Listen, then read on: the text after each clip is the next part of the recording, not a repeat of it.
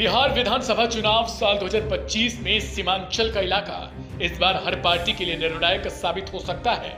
लेकिन हैदराबाद के सांसद असदुद्दीन ओवैसी की पार्टी AIMIM, जो इस क्षेत्र को अपनी सबसे मजबूत जमीन मानती रही, उसे इस बार Axis My India exit poll ने निराशाजनक नतीजे दिए हैं। इस सर्वे के मुताबिक सीमांचल की 24 सीटों में महागठबंधन को 15, एनडीए को 8 और जनसुराज पार्टी को 1 सीट मिलती दिख रही है, जबकि AIMIM का नाम सीट शेयर में कहीं है ही नहीं।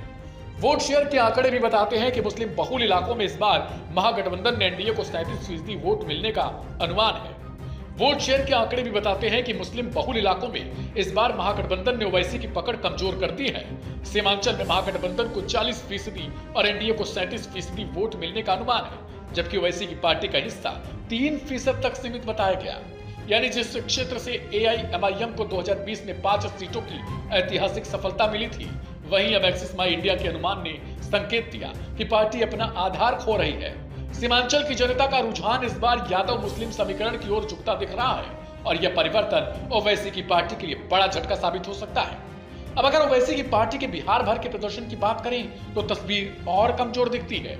इस बार ओवैसी ने 25 सीटों पर उम्मीदवार उतारे हैं, जिनमें 15 सीमांचल के हैं। लेकिन इंडिया टीवी मैट्राइज एग्जिट पोल के मुताबिक AIMIM को पूरे बिहार में सिर्फ 2 से 3 सीटें मिल सकती हैं।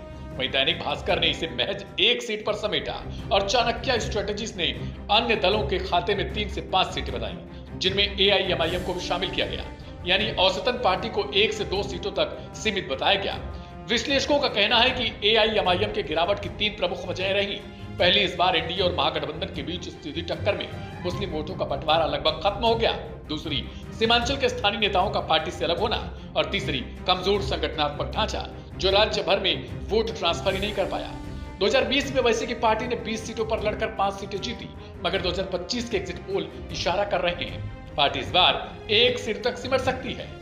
बिहार के बाकी इलाकों में axis My India, TV live, जनमत, जॉर्नो मिरर और न्यूज पिंच, AI पॉलिटिक्स जैसे प्रमुख एग्जिट पोल्स के औसत अनुमान बताते हैं कि इस बार मुकाबला पूरी तरह कांटे का है।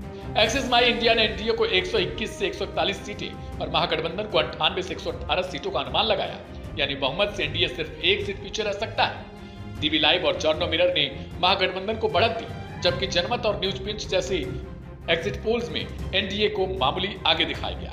चारों बड़े पोल्स का औसत निकाला जाए तो एनडीए करीब 120 सीटों के आसपास और महागठबंधन 110 से 15 सीटों के बीच दिखाई दे रहा है। महागठबंधन में आरजेडी को सबसे बड़ी पार्टी बताया जा रहा है, जबकि एनडीए खेमे में जेडीयू को सबसे आगे रखा गया।